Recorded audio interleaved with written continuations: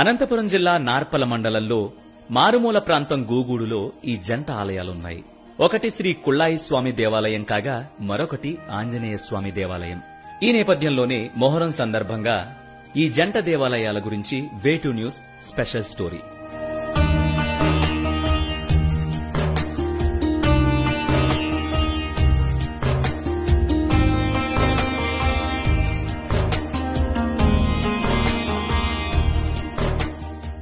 ఏటా మొహరం పండుగలో శ్రీ కుళ్ళాయి స్వామిని దర్శించుకునేందుకు వివిధ ప్రాంతాల నుంచి పెద్ద ఎత్తున లక్షలాది మంది భక్తులు రావడం విశేషం. త్రేతాయుగంలో రాముడు సీతాన్వేషణలో భాగంగా ఈ ప్రాంతానికి వచ్చినప్పుడు ఇక్కడ తపస్సు చేసుకుంటున్న గుహుడు అనే మహర్షి రామలక్ష్మణులకు ఆతిథ్యమిచ్చాడు. సీతా సమేతంగా రామలక్ష్మణులు లంకకొచ్చినప్పుడు తప్పకుండా మరోసారి తన ఆతిథ్యం స్వీకరించాలని గుహుడు కోరాడు. అందుకు శ్రీరాముడు సరేనన్నాడు. రామచంద్రాయ జనకరాజా మనోహరాయ మామకాభీష్టదాయ మహితమంగళం చారు కుంకుమోపేత చందనాను చర్చితాయ హారకటక శోభితాయ భూరి మంగళం. అయితే లంకను జయించాక శ్రీరాముడు గుహుడి ఆశ్రమానికి రావడానికి ఆలస్యమవుతుంది. సీతారాములు తన ఆతిథ్యం స్వీకరించకుండానే అయోధ్య వెళ్లిపోయారని భావించిన గుహుడు అగ్నిగుండంలో ఆహుతి కావాలని నిశ్చయించుకుంటాడు. తన దివ్య దృష్టితో ఈ విషయాన్ని గమనించిన రామచంద్రుడు గుహుణ్ణి కాపాడేందుకు హనుమంతుణ్ణి పంపుతాడు. ఆ తర్వాత సీతా సమేతంగా రాముడొచ్చి గుహుడి ఆతిథ్యం స్వీకరిస్తాడు. ఇక అప్పుడే గుహుడి కోరిక మేరకు హనుమంతుడు అక్కడ వెలసాడనేది స్థల పురాణం.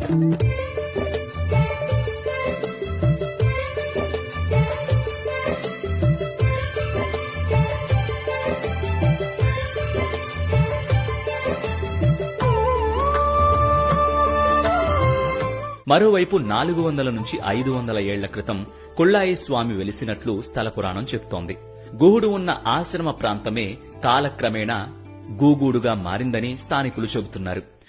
స్వామివారి యొక్క చరిత్ర పూర్వము 400 సంవత్సరాల క్రితట గృహ మహర్షి అనేటువంటి మహనీయుడు ఇక్కడ తపస్సు చేశారని, ఆ తపస్సు చేసిన వలన గృహుడు ఆశ్రమం కాబట్టి గూగూడుగా మారినదని కొందరి అభిప్రాయం. అందుకు ఇక్కడ హిందువులు ముస్లింలు ఐక్యతగా ఇక్కడ మొహరం బ్రహ్మోత్సవాలు జరుపుకుంటారు. ఇక ఇక్కడ స్థానికులు పూజించే పీర్లకు సంబంధించి కూడా మరో స్థల పురాణం ఉంది. పూర్వం రామాచారి లక్ష్మణాచారి అనే సోదరులు పంచలోహ పీర్లను తయారు చేస్తుండగా ఊరు మొత్తం అగ్నికి ఆహుతి కావడంతో అరిష్టంగా భావించి ఆ పీర్లను బావిలో పడేశారట. కొన్నాళ్లకు తిరుమల కొండన్న అనే గొర్రెల కాపరి వాటిని గుర్తించి వెలికితీశాడు. ఇక అప్పట్నుంచి కులమత భేదాభిప్రాయాలు లేకుండా హిందూ ముస్లింలు కలిసి ప్రతి ఏటా మొహరం ఉత్సవాలు ఘనంగా నిర్వహిస్తున్నారు.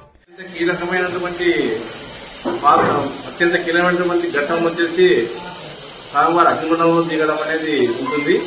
పొద్దున్న 5 గంటలకి మెరవణికి స్టార్ట్ అయ్యి 3 గంటల నుంచి మిడ్ నైట్ అర్ధరాత్రి 3 గంటల నుంచి మెరవణితో గ్రామం అంతా తిరిగేసి వచ్చి గుడి దగ్గరికి వచ్చిన తర్వాత అగ్నిగుండ ప్రవేశం అనేది చూడడానికి కానీ అత్యంత కీలకమైన ఘట్టానికి కానీ భక్తులు విపరీతమైన సంఖ్యలో వస్తారు.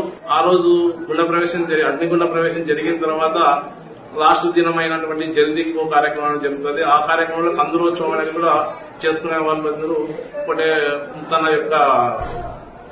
వాళ్ళ యొక్క దీన్ని ఆచరించి వాళ్ళ మొక్కుల ప్రకారం ఆచరించి మొక్కులు తీసుకుని కందులోత్సవం నిర్వహించుకుంటారు.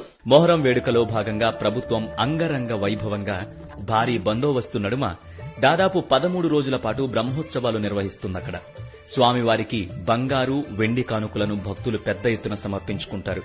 ఈ బ్రహ్మోత్సవాలకు కర్ణాటక, తమిళనాడు, కేరళ రాష్ట్రాల నుంచి కూడా భక్తులు పెద్ద ఎత్తున తరలివస్తారు.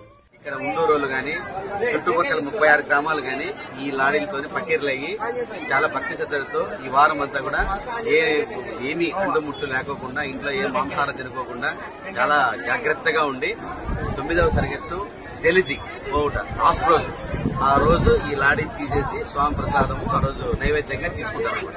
అయితే ఈ ఆలయం లోపలికి మహిళలకు అనుమతి లేదు.